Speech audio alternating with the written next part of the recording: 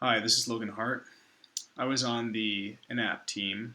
For our front-end capstone project, we decided to recreate an Airbnb listing clone, which essentially displays all of the relevant information for a particular listing on Airbnb's website. I was responsible for the booking and checkout service, and my service essentially handled user input for selecting dates for the trip, a start and an end date, selecting the number of guests for a number of different guest types, uh, children, adults, infants, and also sending a post request with the trip information to the server.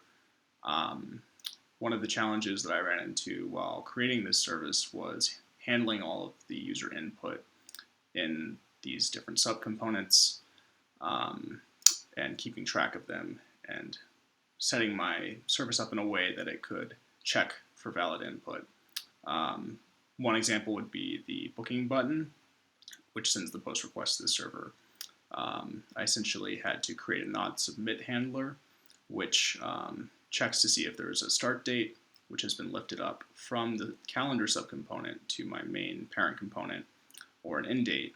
And if one is selected, it'll um, autofocus the date that hasn't been the start or end date that has not been selected, conditionally rendering the style and the drop-down calendar for selecting that date. If neither have been selected, it would select the start date, um, and if both had been selected, it would send the post request. Actually, it would call another function which was responsible for setting up all of the information for the post request, and then it would call another function which would send the post request, which allowed me to handle other checks regarding the state of the user input, which is fairly useful because, for example, my guest picker dropdown, if the user had selected 0 guests, they have to be redirected and not book the post request to the server. Um, Airbnb does something similar, except that it only autofocuses the first date when the user has an invalid booking.